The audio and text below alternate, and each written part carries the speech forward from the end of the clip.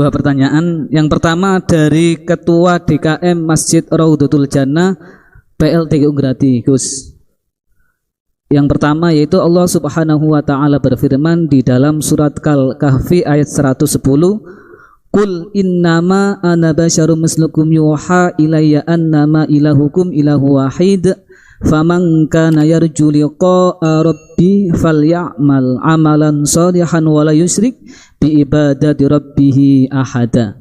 Yang artinya, katakanlah Muhammad, sesungguhnya aku ini hanya seorang manusia seperti kamu yang telah menerima wahyu bahwa sesungguhnya Tuhan kamu adalah Tuhan yang Maha Esa. Maka barang siapa mengharap pertemuan dengan Tuhannya, maka hendaklah ia mengerjakan kebajikan dan janganlah dia menyekutukan dengan sesuatu pun dalam beribadah kepada Tuhannya. Di sini barang siapa ingin bertemu dengan Tuhannya, maka hendaklah melakukan kebajikan dan jangan menyekutukan dengan sesuatu apapun dalam beribadah. Yang dimaksud di sini bertemu dengan Tuhan itu seperti apa? Yang kedua, melakukan amal kebajikan itu seperti apa? Jangan menyentuhkan Tuhan dalam beribadah itu seperti apa? Niku Gus. Satu pertanyaan Gus. Satu pertanyaan ada 3 kategori. Ngapunten Gus. Bismillahirrahmanirrahim. Pertanyaan itu bagus sekali karena hal yang sama dialami Rasulullah SAW. Jadi ketika Nabi ngendikan man ahabba liqa Allah ahabba Allahu liqa'ah wa man kariha liqa Allah kariha Allahu liqa'ah. Jadi terus sahabat tanya, bagaimana itu ya Rasulullah? Wa kulluna yakrahul mauta, katanya. Siapa yang senang ketemu Allah, wa senang ketemu dia. Siapa yang enggak senang ketemu Allah, wa juga enggak suka ketemu dia. Dan sahabat ya manusia ya, zaman itu ya iskal ya, tapi semua kita ini enggak siap mati. Jadi kalau ketemu Allah itu pikirannya orang itu ya mati. Nah, yang tanya enggak siap juga kan kalau mati. Terus Nabi memberi penjelasan, tidak ada orang muslim, orang mukmin kecuali sebelum mati itu yang calon ahli surga itu diperlihatkan surganya. Jadi mamin ahadin ilka waqad alima maq'adahu minal jannah awinnar. Ketika melihat surga yang sudah gemah ripah, sudah luar biasa. Mungkin kalau para cowok yang bayangkan bidadari banyak, cantik-cantik, gak minta belanja. Neng dunia wis elek jaluk aneh-aneh kan ruwet tuh. Nah itu terus langsung seneng pengen ning swarga. Jadi kalau ada orang mati kok tidak semangat, berarti belum dipertontonkan surga. Nah ketika dipertontonkan surga kan sudah tidak ada kerja, tidak ada atasan, tidak ada bawahan, tidak ada istri cerewet, tidak ada teman bodoni, pokoknya di surga itu kan enak semua. Nah terus seneng. Lah kira-kira liqa Allah ya seperti itu. Ketemu Allah itu artinya ketemu ridhonya, ketemu kebaikannya.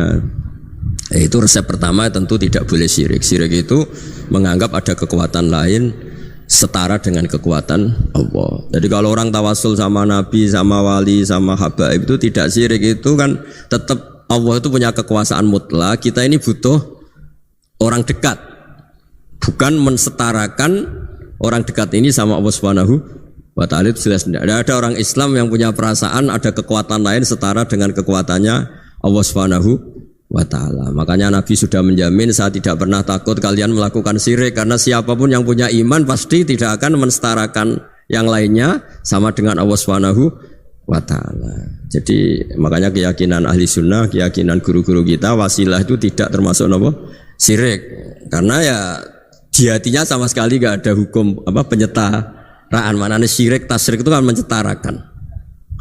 Jadi itu penting dicatat ya, supaya kita clear, tidak ada perasaan seperti itu. Nah caranya ada syirik gimana ya tadi? Dielmoni lah, dielmoni. Misalnya kamu senang seseorang, di kuburan ya sendiri, ketemu hisab ya sendiri, apa-apa sendiri. Misalnya kita dicintai banyak orang, ketika di kuburan ya dibiarkan sendiri. Misalnya munamuni seneng Gus Pak, misalnya aku mati baru ditinggal. Nah, ya kan sama aja, baru dipendem gitu. Makanya guyonannya sahabat itu guyon tapi masuk akal itu. Ketika Rasulullah wafat itu semua sahabat dilupakan kali itu Rasulullah, sehingga berani mengubur. Lupa semua. Setelah datang, pulang semua ketemu Sayyidah Fatimah. Ya Anas, kamu tadi ikut coro basa Jawa mengubur Nabi. Wah, terus diingatkan sama Fatimah, kamu teganya, kamu semua mengklaim mencintai Nabi, kenapa taksu alaihi turab? Kenapa kamu menguburkan dengan tanah? Itu semua sahabat nangis semua. Cek teganya kita mencintai kemudian kita yang mengubur. Tapi sama Allah sama itu dilupakan semua. Kalau nggak dilupakan nggak ada yang berani ngubur. Ya jadi saya ulang lagi ya, jadi mencintai Allah itu gampang kok, karena Allah baik, reputasinya baik. Makanya masyhur kan Nabi Dawud didawi Allah, Habibni ila ibadi. Itu dicerita di kitab Ihya, di kitab Syauqin. Saya cintakan ke hamba-hambaku. Wa kaifa uhabbibuka ila ibadik. Bagaimana saya menceritakan kau pada hamba-hambaku? Dawai Allah di hadis qudsi itu, kenalkan uskurni bil hasanil jamil. Ya kamu cerita saya tentang yang baik-baik saya kan. Dikasih bumi. Misalnya saya sendiri kalau bayangkan itu gampang. Kalau saya dikasih rumah Habib Ahmad setahun gratis, saya akan muji beliau orang baik. Padahal hanya setahun dikasih gratis. Kita dikasih bumi Allah itu sampai kita mati, oksigen sampai kita mati tanpa bayar. Padahal kalau kita di rumah sakit oksigen 3 hari aja sudah nguras. Ya contoh yang gampang-gampang saja. Gara-gara tidak syukur kan tomak kamu. Bayangkan nikmat tuh ya punya Alphard, istri 4 neriman semua, rukun semua. Terus yang 3 digota ganti ya gelem semua. Lah gara-gara khayal itu ya yang masalah. Padahal kalau kita dikasih rumah orang, Alphard orang gratis tuh senengnya. Lah Allah ngasih apa coba? Makanya uskurni bil hasanil jamil. Sudahlah kamu nyebut saya itu yang baik. Fa innahum la yadhkuruni ilal jamil, kata Allah di hadis qudsi itu. Mereka ingat saya itu juga yang baik. Baik. Dan makanya ini kan latihan, walakinna wa habbaba ilaikumul iman wa zayyanahu fi qulubikum. Makanya saya dakwah itu ya yang gampang-gampang saja. Ya semuanya Islam ilmu swarga. Ya memang dawuh Nabi gitu, mangqala lil wa dakhalal jannah. Lah kita gara-gara khawatir dasar hati cilik, mangqala la ilaha illallah gak sih dakhalal jannah sik. Nak to'ate ngene mati ngene panjang sekali catatannya. Setahu saya ngapalkan hadis itu tidak ada catatannya. Mangqala la ilaha illallah tahu-tahu kok sekarang banyak apa? Catatannya banyak. Ya coba artinya gini lah, kalau kamu hati cilik ya hati cilik ngarang kitab enggak apa-apa, bisarti kada wa kata, tapi tetap saja itu enggak dawuh Kanjeng Nabi.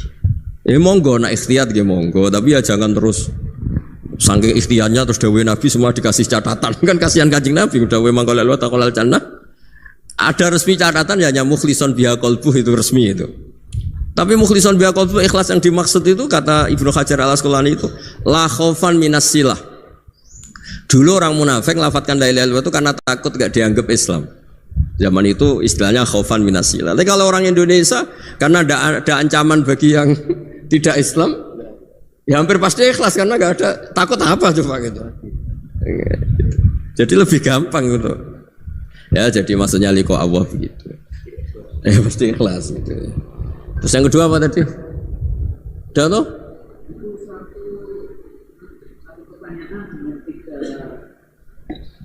Udah itu sudah 2 pertanyaan dari 1 orang. Kamu gimana? Agak profesional.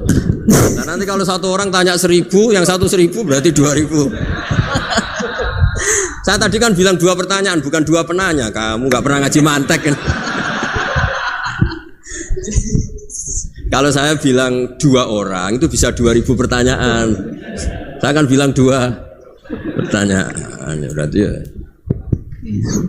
Semuanya juga gitu. Kemarin OJK semuanya 2. Kalau semua orang minta, wah ya ribet. Udah nanti lainnya jawab kamu. Kamu kan jadikan ustadz di Indonesian Power.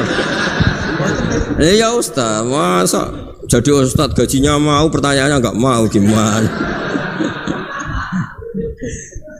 Saya nanti lainnya jawab sendiri. Anu Bib niki saking panitia Bib. Anu Gus ngapunten tentu. Saking panitia pertanyaan nih Gus. Yang kedua. Kan tadi terakhir nggih, tadi 1 pertanyaan dan ini pertanyaan yang kedua Gus. Nggih. Dari PP Indonesia Power. PP niki ngapunten Gus sanes pondok pesantren. Nggih. PP niki Persatuan Pegawai Gus. Nggih. Ngapunten. Sanes pulang pergi. Pertanyaan yang kedua, ada hadis Nabi Muhammad sallallahu alaihi wasallam, "Ya'mal lidunyaka ka'annaka ta'ishu abada wa'mal li akhiratika ka'annaka tamutu ghadan." Yang artinya bekerjalah untuk duniamu seakan-akan engkau akan hidup selamanya, dan bekerjalah untuk akhiratmu seakan-akan engkau akan mati besok pagi. Nah, karena kita di PP Persatuan Pegawai adalah kaum-kaum pekerja, supaya kita termasuk dalam hadis tersebut itu bagaimana? Matur nuwun, Gus. Oh begini ya, bismillahirrahmanirrahim. Itu kalau makna yang benar menurut hampir semua ulama itu begini. Jadi karena dunia itu longgar ya, longgar itu tidak mendesak. Jadi karena kata isu abadan artinya itu kalau urusan duniawi kalau enggak berhasil sekarang ya bisa berhasil besok. Jadi itu justru menunjukkan urusan dunia itu kalau enggak bisa besok ya besoknya besok. Kalau enggak bisa ya besoknya besok, karena masih ada apa? Hidup. Tapi kalau urusan akhirat, bayangkan kalau kamu itu besok mati. Makanya Nabi ngendikan sholli sholatam wadi'in, kamu sholat kayak sholatnya orang yang mau pamitan. Jadi intinya kalau mau urusan dunia seakan-akan itu kamu hidup selamanya. Makanya kalau nggak hasil sekarang ya besok. Ya kayak anak-anak muda itu. Sekarang ditolak, besok semoga diterima. Kalau ditolak terus ya ganti lain sampai yang di nikah itu yang paling terakhir. Tapi kalau urusan akhirat tidak bisa. Bayangkan kalau kamu besok itu mati. Nah, soal yang di PP itu, yang di pegawai apa? Persatuan Pegawai. Kalau kerja itu yang serius itu bukan karena hadis itu. Di antara yang dicintai Allah, kalau kamu punya pekerjaan, Allah suka ayut kinahu, orang itu profesional gitu. Allah itu suka kalau ada orang nekuni pekerjaan, kemudian dia itkon, dia profi.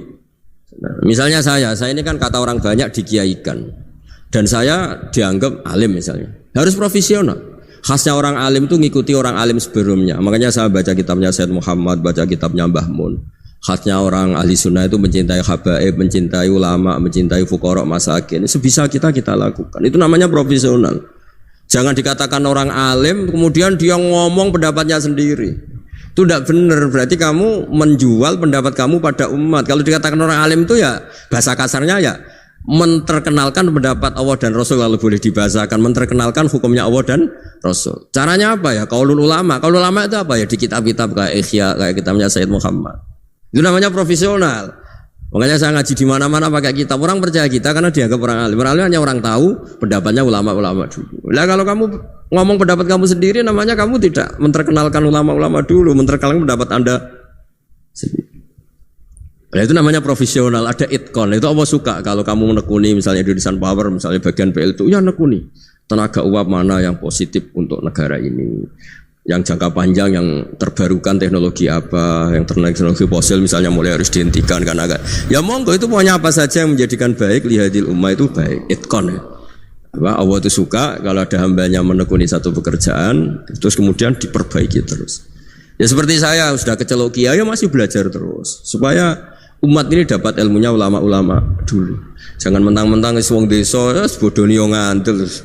Mulai kulon mulai cilik nganti lahir nganti tua. Niku anggere ana wong sunat diceritani Nabi Ibrahim sunat umur 80 tahun nganggo kapak.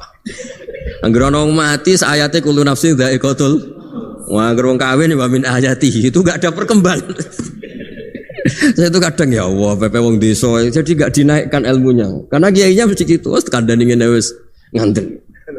Enggak ada perkembangan. Dan itu menurut saya kasihan lah umat ini, umatnya Nabi itu diajak irtiqo lah, diajak naik lah.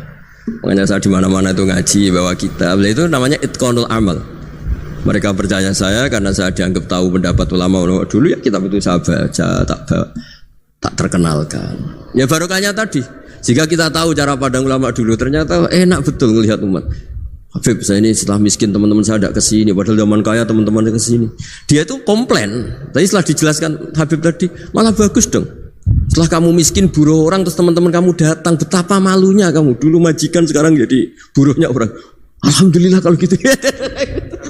Kan terus gampang jadi enak kafe gitu. Lu coba kamu dulu kaya semua orang hormat, bareng miskin jadi kerja manual di pasar, terus teman-teman kamu tetap datang. Milih datang apa enggak? Nah, jadi ngeluh seperti itu dihentikan mulai sekarang juga. Ternyata masalah ada. Nah itu barokahnya ngaji. Kalau tidak ngaji kamu. Ya seperti Imam Syafi'i itu. Man ahsana ilaika faqad qayyadaka, man asa ilaika faqad atlaqaka. Kalau ada orang berburuk sangka sama kamu, jelek sama kamu tuh bagus, merdekakan kamu. Kamu gak akan dipinjemin mobil, gak akan diutangi, gak akan diundang. Wah enak lah, semua dibikin enak aja, sudah barokah. Udah ketemu, sudah enak. Udah. Makanya seneng kamu ke saya pas-pasan aja biar gak ngundang lagi. Ya intinya itu dikelola yang baik. Kalau pas baik ya teman silaturahim, teman berjuang gitu. Kalau pas nggak baik ya berarti nggak ganggu. Ya sudah. Kul min indillah sudah.